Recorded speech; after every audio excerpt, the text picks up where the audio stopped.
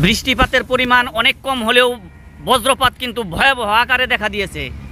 গত রাতের বজ্রপাতে এই উঁচু গাছের অর্ধেকের বেশি অংশটাই ভেঙে পুরো ছারখার হয়ে গেছে। বজ্রপাত সাধারণত উঁচু গাছ, উঁচু খুঁটি, যেমন তাল গাছ, নারকেল গাছ, উঁচু গাছ, বৈদ্যুতিক খুঁটি বা যে কোনো ধরনের উঁচু কোনো কিছুর দিকে প্রথমেই আঘাত হানে। তাই আমরা বজ্রপাতের সম্ভাবনা দেখলেই কখনোই কোনো খুঁটির নিচে বা বড় গাছের নিচে আশ্রয় নেব না।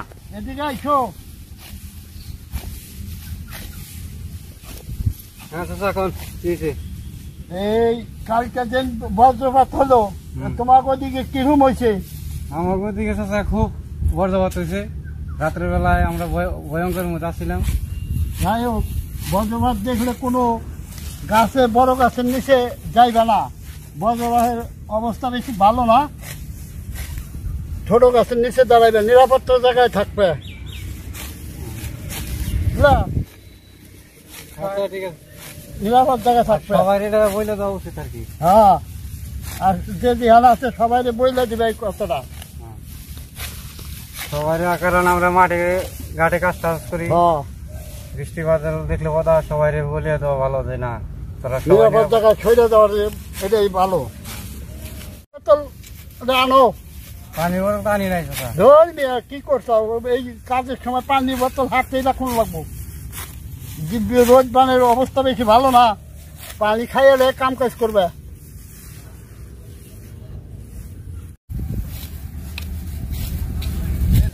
পানি জোগাড় করছি ধরেন। আর পানি আনছো নাকি? হ্যাঁ ধরেন, খাও। না খালাম না, পরে আমি খাই। আরে তুমি খাইবে, আমি খাবো। পানি ঠানি খাইয়ে গরমের মধ্যে কাম কাজ করো ঠিক মতন, বুঝলা?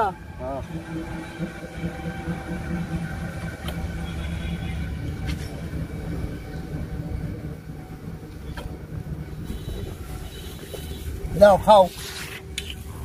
আমাদের দেশে মাঠে ঘাটে এবং রাস্তায় যারা কাজ করে তারাই বেশি বজ্রপাতের শিকার হচ্ছে। এই জন্য তাদেরকেই সবচেয়ে বেশি সচেতন হতে হবে। এরপরেও যারা বাড়িতে থাকে অথবা কোনো বিল্ডিংয়ে থাকে তাদেরকেও সতর্ক থাকতে হবে। যেমন বজ্রপাতের সম্ভাবনা দেখা দিছে, ঠিক এমতো অবস্থায় আমরা বারান্দায় কেউ যদি অপেক্ষা করি বৃষ্টি দেখার জন্য, এটা অবশ্যই অবশ্যই অত্যন্ত বিপজ্জনক একটি সিদ্ধান্ত। এটা কোনো উপভোগ্য বিষয় না। এমতো অবস্থায় বারান্দায় কখনোই থাকা যাবে না। দিলাম পরে খাই।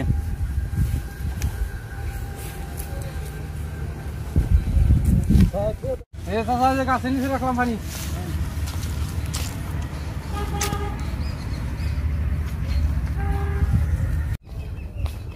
তাই আমাদেরকে বজ্রপাতের সম্ভাবনা দেখা দেওয়া মাত্র নিরাপদ জায়গায় চলে যেতে হবে, দ্রুত তাড়াতাড়ি করে যেতে হবে।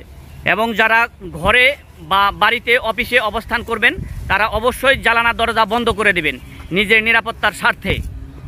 বাংলাদেশ ছোট্ট একটি ভূখণ্ড হওয়া সত্ত্বেও এখানে বজ্রপাতে মৃত্যুর সংখ্যা স্বাভাবিকের তুলনায় প্রায় 200 গুণ বেশি। এটা অনেক বেশি উদ্বেগজনক। বজ্রপাতের কারণে মৃত্যুর সংখ্যা দেশের উত্তর এবং উত্তর পূর্ব অঞ্চলে বেশি দেখা যাচ্ছে। এমত অবস্থায় দেশের বিশেষজ্ঞরা সবাইকে সতর্কতামূলক ব্যবস্থা গ্রহণের অনুরোধ জানিয়েছে। এই চ্যানেলটি সাবস্ক্রাইব করে আমাকে আপনাদের সঙ্গে রাখার জন্য বিশেষভাবে অনুরোধ করছি। ভিডিওটি দেখার জন্য আপনাদের সবাইকে অনেক ধন্যবাদ। বজ্রপাতে মৃত ব্যক্তিদের লাশ নিয়ে অনেকের মধ্যে ভ্রান্ত ধারণা রয়েছে। এই ভ্রান্ত ধারণা থেকে সরে আসার জন্য সবাইকে অনুরোধ রাখছি। এই বজ্রপাতে মৃত ব্যক্তিদের লাশ আর স্বাভাবিক মৃত্যুর যে লাশ, এর মধ্যে বিশেষ কোনো পার্থক্য নেই। আমি একজন বৈদ্যুতিক প্রকৌশলী হিসেবে, অর্থাৎ আমি পড়াশোনা করেছি ত্রিপলিতে, সেই হিসেবে আমি আপনাদের কাছে বিশেষ অনুরোধ রাখছি, আপনারা এরকম ভ্রান্ত ধারণা করবেন না প্লিজ।